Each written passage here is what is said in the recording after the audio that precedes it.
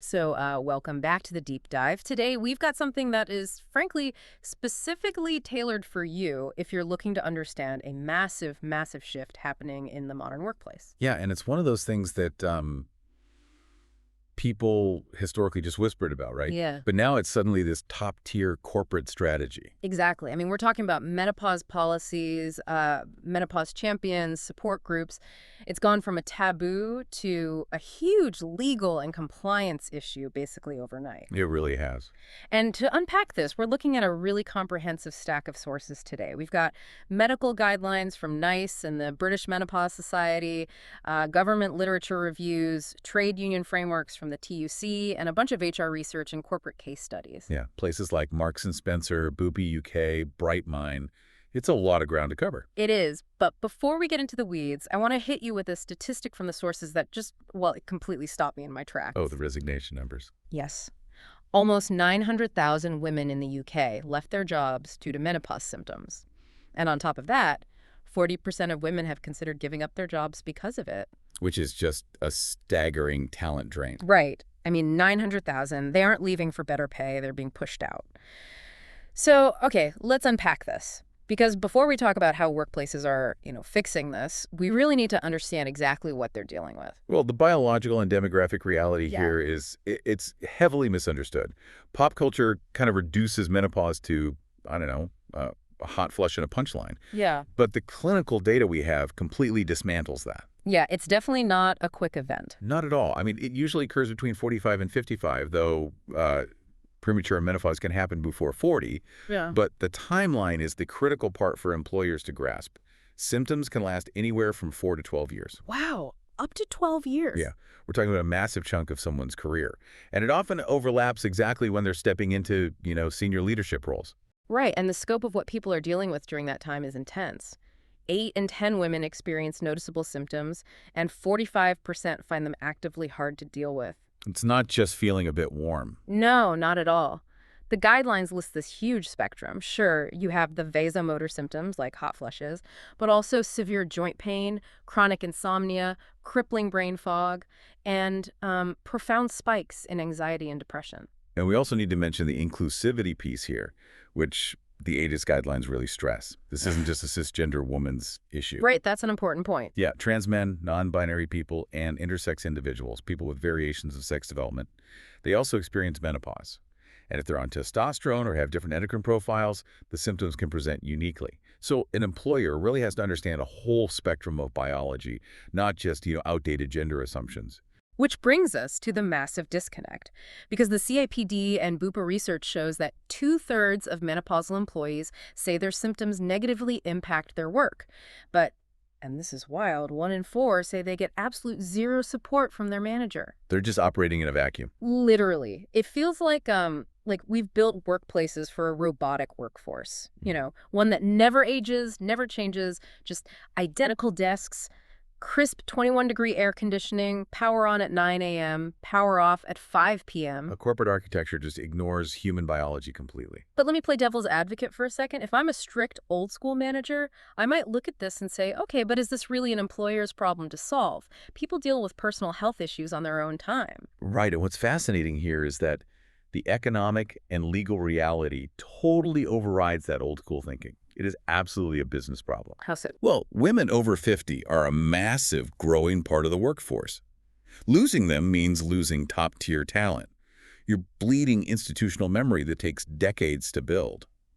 Replacing that experience costs so much more than, say, buying a desk fan or shifting a schedule. That makes total sense. Plus, employers have a strict legal duty of care under health and safety laws. You have to ensure the physical environment doesn't exacerbate known health conditions. Ignoring something that affects half the population, that's a direct violation of that duty. So because of this talent drain and the legal exposure, we're seeing these formal policies emerge. Exactly, though it's still early days. The Brightmind research shows that fewer than half of UK employers actually have a formal menopause policy right now, and only 3% make it public. Only 3%, that's tiny. It is, but it's changing fast. The UK Employment Rights Bill is proposing mandatory menopause action plans for large employers by 2027. So we're moving from, it's nice to care to It is legally required. Right.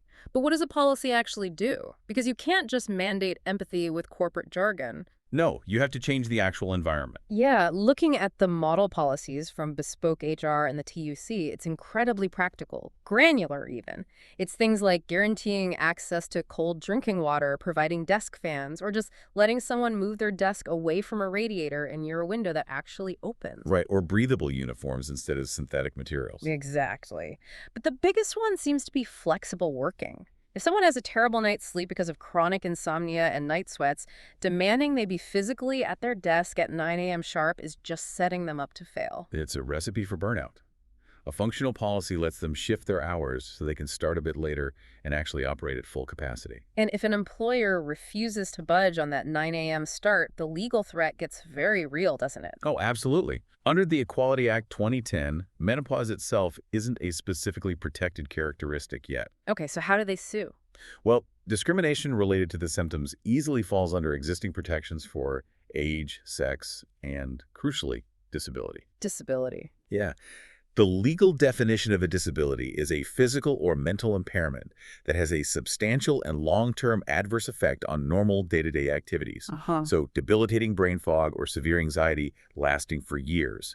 That easily meets the threshold. Wow. And once it's a disability, they have to make reasonable adjustments. Exactly. Failing to do so triggers a discrimination tribunal. Okay, to put a human face on this, there's a case study in the TUC sources that is just, it's horrific. It shows exactly what happens when the robotic office penalizes human biology. The one with a sickness absence policy. Yes. This employee was suffering from menopause-induced migraines and severe anxiety, and she lived in absolute terror of her company's sick policy.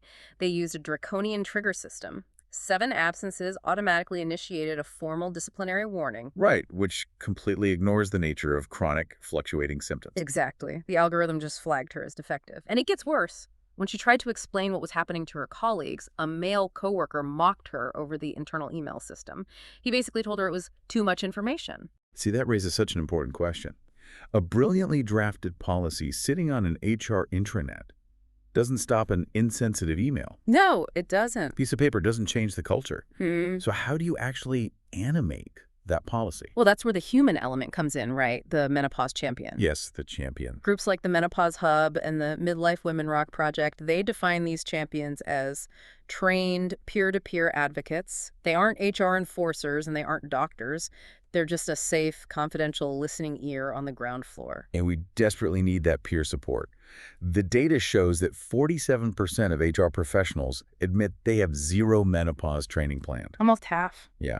And 60% say their line managers have low or no confidence handling these issues. I mean, if your only avenue for support is a 20-something manager who visibly cringes when you mention hot flushes, you're just going to suffer in silence or quit. Right. The champion bridges that gap. And we see a brilliant real-world application of this with Marks and Spencer. Oh, the M&S case study is fantastic. It really is. 70% of their staff and customers are women. They realized this wasn't just a perk, it was critical to their survival. So they didn't just write a policy. They trained a huge network of managers, ran internal surveys, and actively broke the stigma for their 65,000 female employees. They embedded into the daily rhythm of the company. Exactly. And the sources highlight this one menopause champion there, Jane. She pointed out that being a champion perfectly complemented her role as a mental health first aider. Because both roles are essentially about the same thing, creating a safe space for someone to admit they're struggling before they break down. And this model is getting ultimate validation now.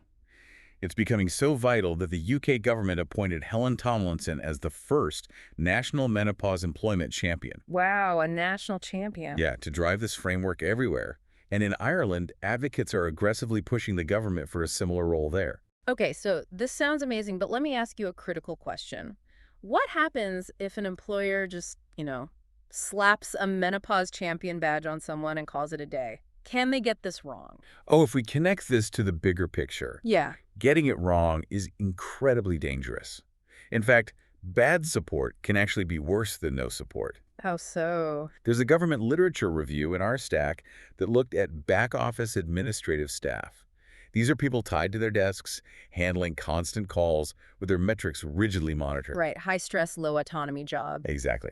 And management's bright idea for menopause support was to introduce workplace yoga and mindfulness seminars. Oh, no. Yes, the staff found it completely patronizing and totally unsuited to their actual daily realities. Yeah. I mean, an admin worker who gets penalized for taking a bathroom break can't exactly step away for a downward dog. Right. Offering yoga just proves management has zero clue what your job actually is. The adjustments have to be tailored to the specific role. Exactly. And another massive nuance here is involving men. Yes, the literature emphasizes this constantly. Men have to be included in the training. They absolutely do. They are managers, colleagues, partners. If you treat menopause like a secret club only for female employees, the taboo just persists. It has to be normalized across the board. Speaking of normalizing, we should briefly touch on the medical intersection. Because while employers can provide fans and flex time, they aren't doctors. But a good policy should safely signpost employees to medical All facts. right, using those nice and BMS guidelines. Exactly. The sources highlight that hormone replacement therapy, or HRT, is highly effective for managing symptoms. But they also heavily recommend cognitive behavioral therapy, CBT, for vasomotor symptoms, like hot flushes, and the psychological impacts. Which is fascinating, right? It is. At first glance, using a psychological therapy for a sudden, extreme physical spike in body heat sounds totally counterintuitive. Right, but it makes sense when you look at the mechanism. When a hot flush starts, the body's internal thermostat basically glitches. The brain panics, thinking the body is dangerously overheating. So it triggers a massive stress response. Cortisol spikes, heart rate accelerates. And that physiological panic actually constricts blood vessels in a way that traps the heat, making the flush much more severe. Oh, wow. So the panic makes the physical heat worse. Exactly. CBT teaches the patient to intercept that specific panic loop. By calming the neurological stress response, the actual physical severity of a hot flush is demonstrably reduced. That is incredible. And the guidelines also point out that, a one-size-fits-all medical approach doesn't work. For example, breast cancer survivors often have hormone receptor positive cancers, meaning HRT might be highly contraindicated. Right, they need tailored advice. Yes, specific non-hormonal treatments or specialized lubricants. And a good workplace champion knows these nuances exist and safely points the employee toward these clinical resources without ever crossing the line into giving medical advice themselves. They act as a safe conduit to actual care. Exactly. So bringing this all back to you, the listener, whether you are leading a team, drafting HR policies, maybe supporting a partner through this at home, or experiencing menopause yourself, understanding these frameworks is basically a shortcut to creating a functional, empathetic workplace. And I'd leave you with this final thought to mull over, which really builds on everything we've talked about today. Let's hear it. We spent this time looking at how menopause policies help women. But consider this. When an organization normalizes flexible hours, when they destigmatize taking time off for health, improve office ventilation, and train managers to lead with empathy rather than, draconian absence triggers, aren't they accidentally building a vastly superior, healthier workplace for every single employee, regardless of age or gender? That is such a profound point. Fixing the climate makes the whole building better for everyone. The era of the robotic office is definitely ending, and the places that refuse to adapt will just lose their best people. Thank you so much for joining us on this deep dive into the sources, and as always, keep asking the big questions.